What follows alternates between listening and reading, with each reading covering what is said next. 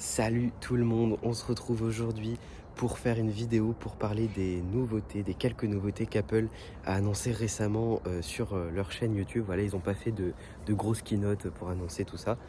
Voilà, c'est des des petites vidéos. Donc c'est parti, let's go.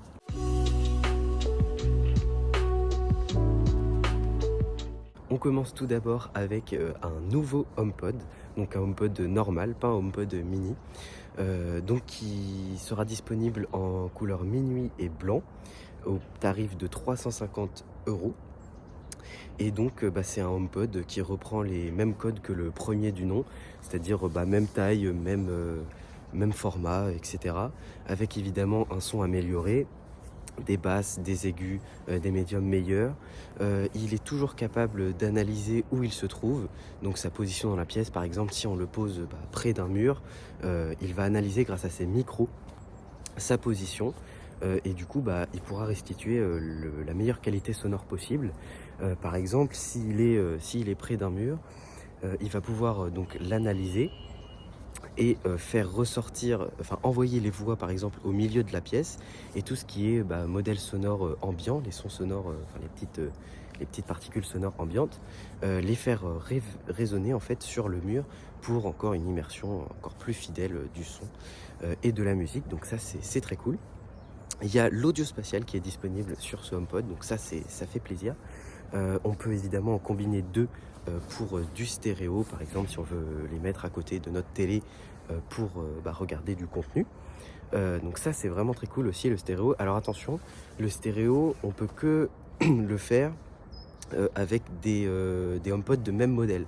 C'est-à-dire que on peut faire du stéréo avec deux HomePod mini par exemple, deux HomePod deuxième génération, mais on peut pas prendre un HomePod mini et un HomePod deuxième génération pour faire du stéréo. Voilà, donc ça c'est à savoir aussi. Il y a bien évidemment Siri d'intégrer dans ce HomePod pour pouvoir contrôler ses lumières, lui demander des informations.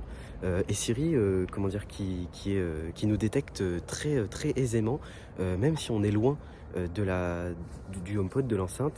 En fait, les micros sont tellement puissants que juste on dit la phrase qu'il faut dire, sinon je vais pas la dire, sinon ça va activer le truc. Mais, euh, mais on peut la dire de loin, et le HomePod comprend et active Siri. Donc voilà, ça c'est cool. On a aussi le HomePod du coup fait aussi office de hub pour domestique pour la maison. Donc si on veut contrôler tous ces appareils connectés, ses lumières, je sais pas, ses radiateurs, ses volets, tout ça, le HomePod fait office de hub de concentration de tout ça. Voilà, donc ça c'est bien aussi. Et puis bon, il y a évidemment toutes les petites fonctionnalités disponibles avec les HomePod, c'est-à-dire par exemple, on a de la musique sur notre iPhone, on approche l'iPhone du HomePod et la musique se lance directement sur le HomePod. Donc ça, c'est Apple, hein, c'est toutes ces petites fonctionnalités qui font aussi l'expérience utilisateur assez incroyable. Et donc voilà, ce HomePod qui fait très plaisir. Petite nouveauté bien sympa. Et on passe au suivant. On se retrouve en intérieur parce que c'est vrai qu'il faisait quand même un peu froid dehors, pour parler donc de la suite des nouveautés qu'a annoncé Apple. Donc c'est parti. On commence avec le Mac Mini, un nouveau Mac Mini donc avec une nouvelle puce, la puce Apple M2. Donc Mac Mini, c'est vraiment un Mac que j'aime beaucoup parce que c'est un objet qui est très joli, très fin, j'aime beaucoup. Et puis voilà, avec cette nouvelle puce M2 qui a des capacités vraiment accrues, c'est vraiment très appréciable.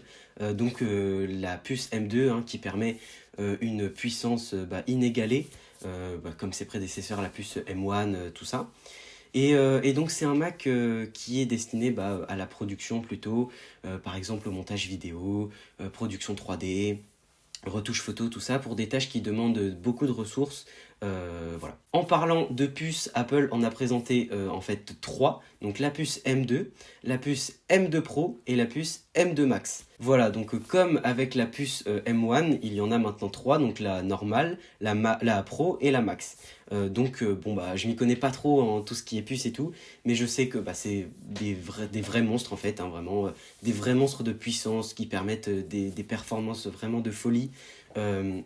Une efficience de folie aussi, et la puce elle gère vraiment parfaitement tous les éléments de l'ordinateur pour une autonomie excellente, tout ça, et c'est vraiment très très très très cool.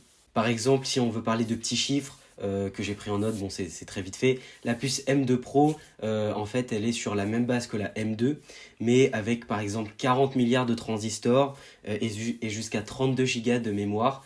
Bon après voilà, je donne des chiffres, je me rends pas trop compte de ce que c'est, je m'y connais pas trop, mais voilà, c'est vraiment des monstres de puissance. Ensuite, nous avons des nouveaux Mac aussi, et ça vraiment, c'est très très cool aussi. C'est des nouveaux MacBook Pro justement avec ces nouvelles puces M2. Donc c'est vraiment fou parce que la technologie est vraiment folle. C'est une puissance tout à fait excellente qu'on n'avait même pas avant sur des ordinateurs fixes de bureau. Et là, on a une puissance démentielle avec des ordinateurs portables en fait. Et c'est vraiment fou. Donc ces MacBook Pro, ils sont disponibles avec la puce M2 Pro pardon, et M2 Max. La puce M2 Max, par exemple, elle combine les performances de la M2 Pro, mais avec des CPU et des GPU encore plus performants. Pareil, je sais pas trop ce que ça veut dire, mais je donne les infos. Et donc c'est vraiment super pour tout ce qui est métier de la production. Comme je disais tout à l'heure, voilà, montage, retouche photo, tout ça, notamment étalonnage. Photoshop, on peut travailler par exemple en vidéo avec des flux de vidéos 8K, ce qui est quand même exceptionnel de travailler sur ça avec des ordi portables, c'est quand même fou. Voilà, ce qu'il faut retenir, c'est qu'en fait on n'est jamais limité par les performances, on peut vraiment tout faire et c'est quand même très très appréciable. On en a donc fini avec ces petites nouveautés en vrac annoncées par Apple. On se retrouve pour une prochaine vidéo, salut à tous, la bise!